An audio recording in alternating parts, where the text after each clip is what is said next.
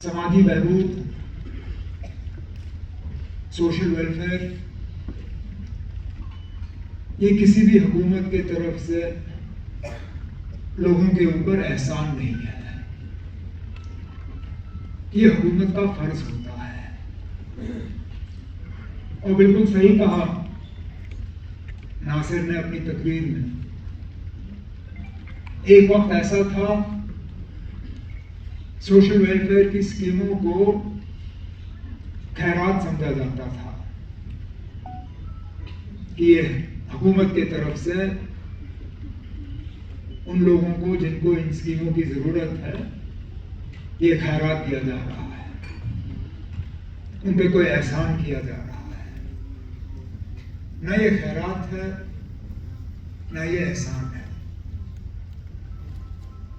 ये उन लोगों का हक है जिनको किसी न किसी वजह दूसरों के मुकाबले और ज्यादा मुश्किल का सामना करना पड़ा है। और हर हुकूमत का फर्ज है कि सबसे पहले वो उन तक पहुंचे जिनको मदद की सबसे ज्यादा जरूरत है। उन लोगों तक पहुंचना जिनको मदद की ज्यादा जरूरत नहीं है वो आसान है, वो मुश्किल नहीं है। अगर हुकूमत की सारी स्कीमें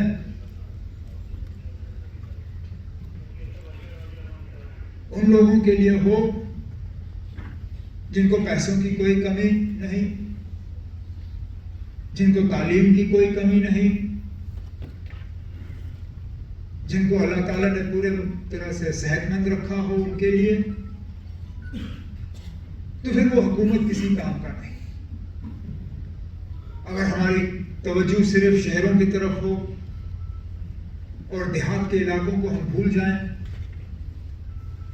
तो फिर हम अपनी जिम्मेदारी से धोखा कर रहे हैं, लोगों के साथ धोखा कर रहे हैं। और इसलिए पहले दिन से मेरे और मेरे साथियों, बिलखसूस मेरे काबना के साथी सकीना यत्तू साहिबा, हमारी मुकम्मल कोशिश रही कि जहां हमें इस बात का एहसास है कि अचानक रातों रात हम सब कुछ नहीं कर पाएंगे, जैसे कहते हैं कतरा कतरा समुद्र बनता है। अगर हमने शुरुआत करनी है तो शुरुआत ऊपर से नहीं, शुरुआत हमने वहां से करनी है जहां हुकूमत की सबसे ज्यादा जरूरत है।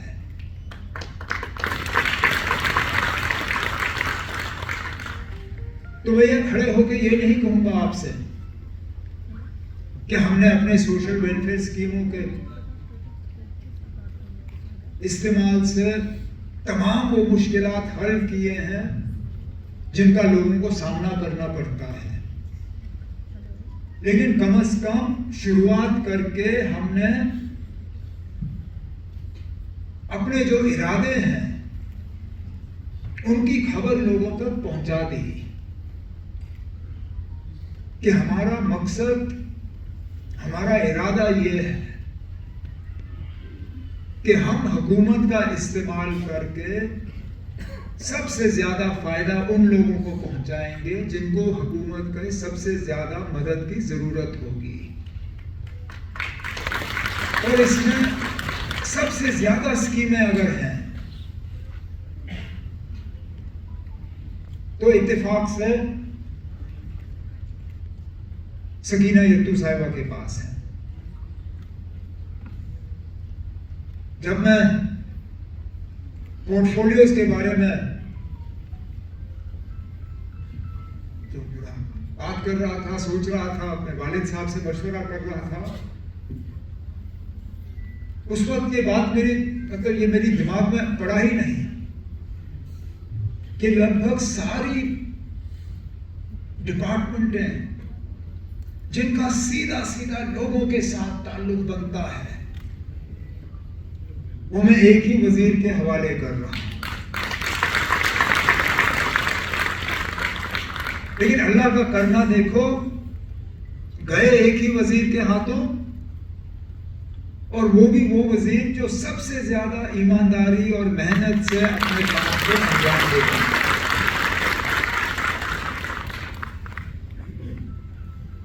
चाहे तालीम हो, चाहे सेहत हो, मेडिकल एजुकेशन हो, समाजी बहबूद हो। हमारे पास कुछ ऐसे महकमे हैं जिनका कई लोगों के साथ कोई तालमेल नहीं होता,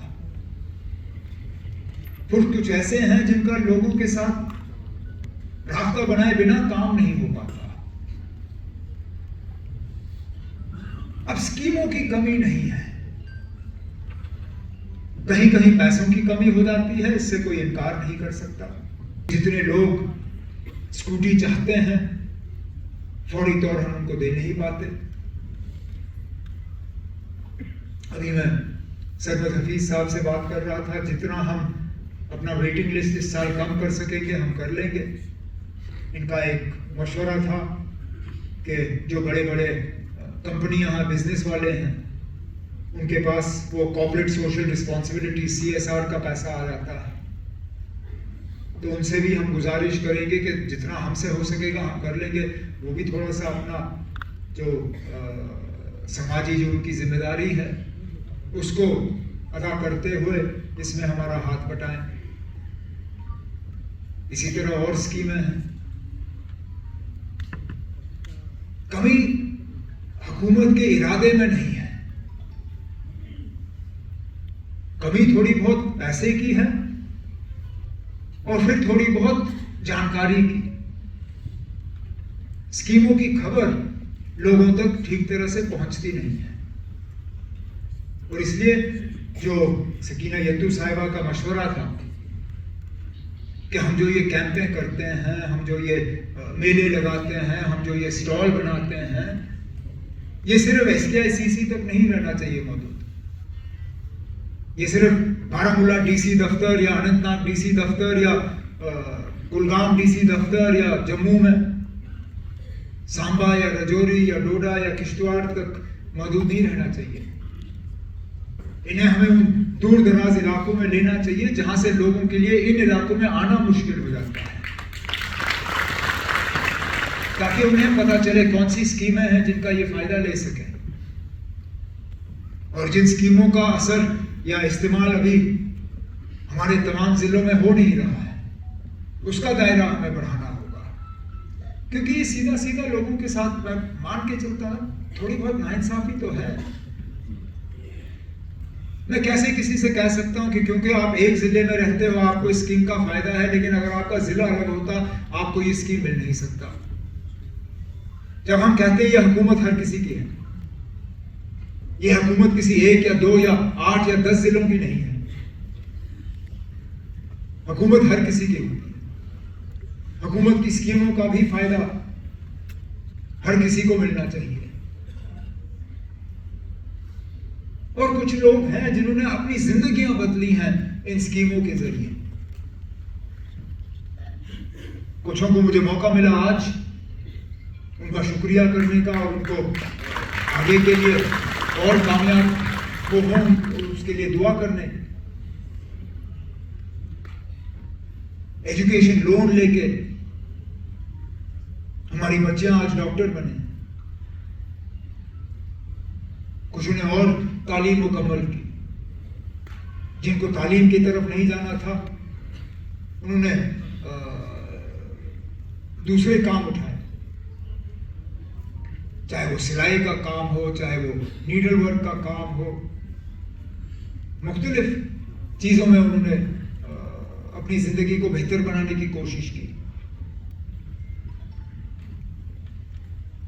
लेकिन हमारी जिम्मेदारी तब मैं समझूंगा हम अपनी जिम्मेदारी पे उतर आए होंगे जब ये स्कीमें सिर्फ कागज पे नजर ना आए, जब ये स्कीम सिर्फ 10 मिनट की वीडियो पे सिर्फ यहां तक मौजूद ना रहे, जब तक इन स्कीमों का असर हर गांव तक नहीं पहुंचता और हर गांव में हर जरूरतमंद हमारे बाशिंदे को नहीं मिलते,